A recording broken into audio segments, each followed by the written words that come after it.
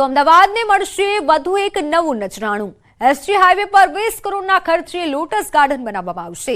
Lotus garden કૌસુમ ગાર્લેન્ડ of India નામથી શરૂ કરવામાં આવશે। એમસી બજેટમાં લોટસ ગાર્ડન બનાવવાનું મનપાએ આયોજન કર્યું છે। લોટસ ગાર્ડનનો આકાર કમળ જેવો હશે અને દરેક પાખડીમાં અલગ અલગ રાજ્યના ફૂલોનું પ્રદર્શન કરવામાં આવશે। તો ભારતના અલગ અલગ રાજ્યોના ફૂલોને ભેજ તાપમાન સહિતની જરૂરિયાતો મુજબ નિયંત્રિત કરી દેવામાં આવશે। આ project net zero energy concept પર વિકસાવવામાં આવશે।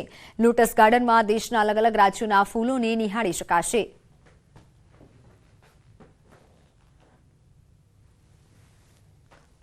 આ લોટસ પાર્ક ગાર્લેન્ડ ઓફ ઇન્ડિયા એનું નામ છે। લોટસ પાર્ક બગીચો બનાવવામાં આવશે, તેના માટે મોટું બજેટનું એલોકેશન કરવામાં આવ્યું છે સ્ટેન્ડિંગ કમિટીની અંદર।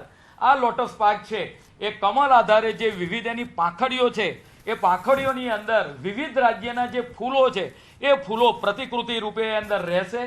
એનું ટેમ્પરેચર પણ દાખલા તરીકે જમ્મુ કાશ્મીર હોય તો લો ટેમ્પરેચર હોય તો એ લો ટેમ્પરેચર પણ જશે। પરિણામે જે રીતે ફ્લાવર્સ હોય વિશ્વ નામના કમાઈ છે એવી રીતે આવનાર સમયની અંદર લોટસ પાર્ક અમદાવાદની અંદર બનવા જઈ રહ્યું છે। એક યુનિક ગાર્ડન બનશે। 34 વર્ષ બાદ ડબલ ડેકર બસનો અમદાવાદીઓ આનંદ માણી રહ્યા છે અને વાડજથી વાસણા અને વાસણાથી વાડજ બસનો રૂટ હાલ પૂરતો કાર્યરત છે। સવારના 6:20 ડબલ ડેકર બસ વાડજ ટર્મિનસથી વાસણા જવા માટે રવાના થાય છે, જ્યારે છેલ્લી બસ રાતના 10 વાગે વાસણાથી વાડજ આવે છે।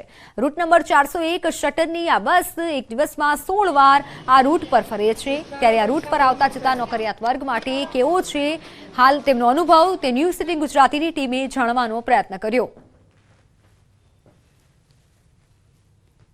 લગભગ 34 વર્ષના ગાળા બાદ હવે અમદાવાદમાં ડબલ ડેકર તોડી રહી છે। લગભગ ચોથો કે પાંચમો દિવસ છે ને આપ જોઈ રહ્યા છો કે ડબલ ડેકર બસમાં ઘણા બધા પ્રવાસીઓ છે સાંજના સમયે પ્રવાસ કરતા જોવા મળે છે। આ બસ વાડજથી વાસણા સુધીની છે અને વાડજથી વાસણા સુધીના તમામ લોકો પ્રવાસીઓ તેમને ખાસ કરીને ડબલ ડેકર બસનો અનુભવ થઈ રહ્યો છે। ખાસ કરીને શું સુવિધાઓ લોકોને મળે છે? અત્યાર સુધી ડબલ ડેકર બસ આવી નથી। હવે અત્યારે 3 તારીખ ફેબ્રુઆરીના રોજ શનિવારના રોજ આનું ઉદ્ઘાટન કરવામાં આવ્યું અને બપોર પારીમાં મને પ્રથમ કંડક્ટર તરીકે આ તક મળી, તે માટે હું ગર્વ અનુભવું છું।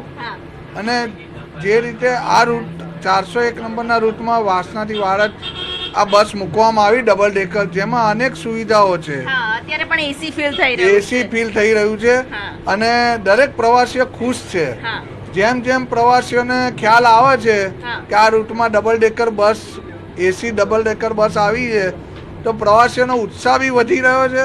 અરે આજે કેટલી વાર બેઠા છો? પહેલી વાર બેઠા છો? સવારે એક વાર બેઠી હતી આજ બસમાં ને અત્યારે આજ બસમાં જઉં છું, જોબ કરું છું।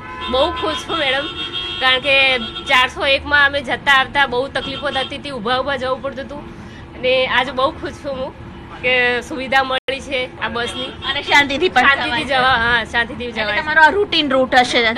દરરોજ હું તો આ કંપનીમાં અત્યારે કર્મચારી છું, વિજિલન્સ ઓફિસર છે, એટલે મારા સાહેબ પણ આગળ બેઠા છે, તમે એમનો ઇન્ટરવ્યુ પણ લઈ શકો છો। બિલકુલ, તો તમામ લોકો છે તે ખાસ કરીને આ બસની અંદર ખૂબ જ ખુશ છે, અનુભવી રહ્યા છે, ખુશી અનુભવી રહ્યા છે અને તેની સાથે તમામ લોકોમાં એક ઈચ્છા પણ છે કે આ બસની સુવિધા છે હજુ પણ વધારે તેની ફ્રીક્વન્સી વધી જાય તો આખા અમદાવાદને આ રીતે लाभ मिल सके।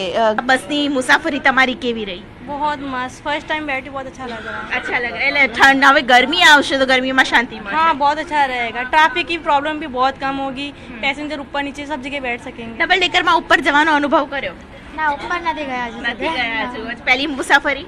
ના, તો મોર્નિંગ માં કરી ત્યાં સેકન્ડ જવાનું. અચ્છા, એટલે એક વાર ઉપર તો નથી જ બેઠા? પણ નજીકનો ટ્રેન છે ને એટલે નજીક ઉતરવાનું છે. નજીક ઉતરવાનું, નજીક જે ઉતરવાનું હોય તેમને એમને નીચે બેસવાનું ને જેમને દૂર હોય એટલે વાસણા ઉતરવાનું હોય તો તે ઉપર બેસતા હોય છે। એટલે તમામ લોકોનો અનુભવ તમે સાંભળ્યો અને તમામ લોકો ખૂબ જ ખુશી અનુભવી રહ્યા છે। અમદાવાદ શહેરમાં આવી ડબલ ડેકર વધારે દોડતી થાય તેવું તમામનું માનવું છે। કેમેરા પર્સન પંકજ મકવાણા સાથે દીપિકા ખુમાણ, ન્યૂઝ 18 ગુજરાતી, અમદાવાદ।